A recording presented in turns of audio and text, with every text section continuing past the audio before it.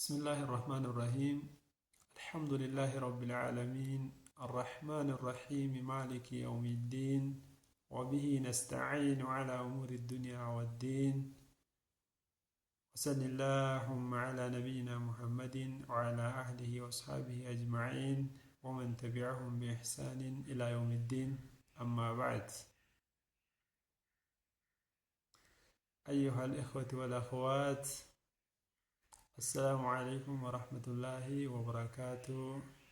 شفتي ورا هيرين شهادتين لك أبدي قوتو الدنيا مركز ستي أرقمو قدها في تقه ديرا في دلابيكا في ولالا وسوهن جن مرتنو بكا سنجر تمرتي نجن ربي كينيا سنرتي هاجراتو.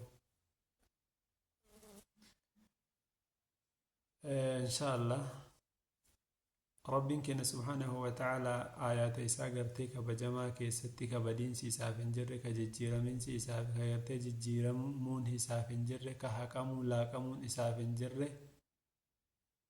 كجمني تككي سنجر كقرتي شكي وهي إساء كي سنجر كيستي يودبت وكجدو.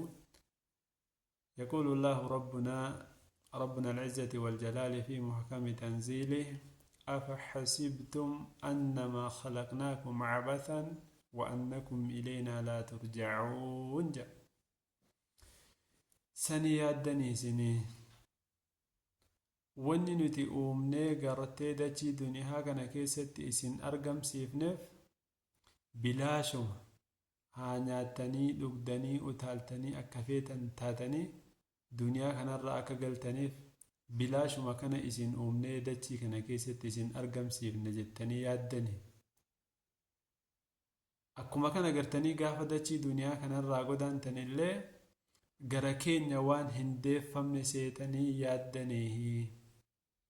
Kana jechuun kalla lakkii dhorkama akkasitti yaaduu irraa. Uumnee dachii duniyaa kana gubbaarratti gaafa isin argamsiifnullee bilaash miti kaayyoodhaaf isin uumnee. Akkuma kana gartanii uumamtanii dachii duniyaa kana gubbaarra jiraattanii gaafa dabartanillee dabartanii achiin hafuuf hin jirtani gara keenya ni deeffamtanii jechuu Rabbi nutti hima jechuudha. Ummata keenya Rabbiin wanni samaawaata uumeef dachii uume gartee uumaa isaa mara keessa ayatoota mara isaa keessa warra qalbiin gartee nagahaa qabduuf xiinxalla gartee waan tokkummaa rabbiitti dandeettii isaatti nama akeekutu jira. Inna fi khalqi samaawaati wal ardi waqtilaafi illeyli wan nahaar la aayaatin li ulil albaab jedhu.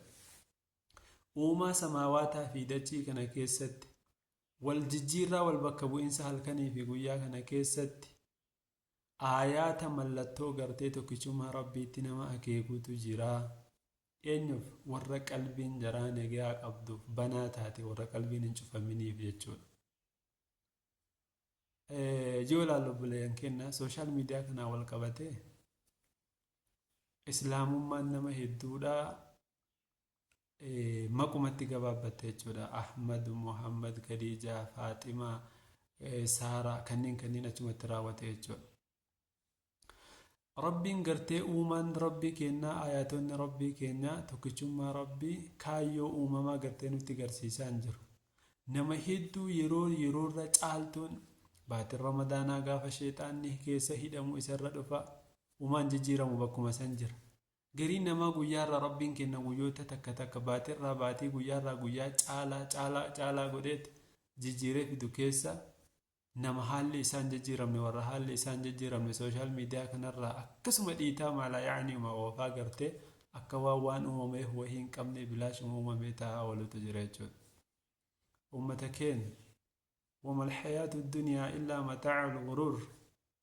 Har'a maallaqa itti argannullee har'a ittiin duroomnullee wanni nuti har'a dubbannu wanni nuti har'a dalagnu kun waan achi ce'ee akhiraatti faayidaa nuuf qabu miti. فاتقوا الله أيها المسلمون. يا ورا قرتي إسلام ما همتوه إسلام ما كنا مقاقو فأكن الدرانتان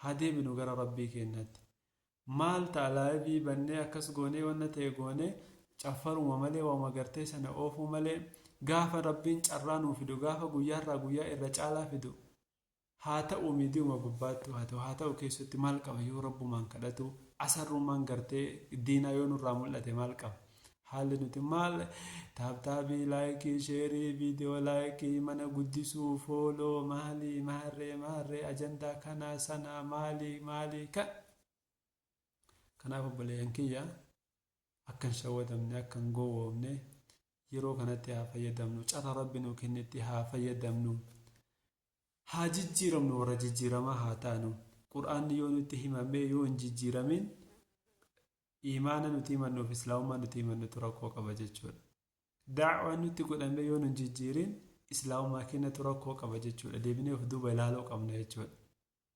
kanaaf warra gartee gorfamu warra deebi'ee gartee waan uumameef qaba rabbi bilaasha na uumne rabbi kaayyoo wayitiif na uume wayii fasirra na argamsiise ganaa herreegamuun ta'a ganaa qormaatamuun ta'a ganaa gartee waan dalagee mindaa galfamuun ta'a warra beeku rabbi nu haa taasisu warra gartee madaalliin duniyaa akiraa isa jalaa caaltu miti gartee warra waan har'aa caalaa wanni boruu si yaachisu rabbi nu haa godhu jazaakumullahu khairan yoo isinitti tole gartee sheerillee godhaati nama hedduu biraat nun ga'a. السلام عليكم ورحمة الله وبركاته.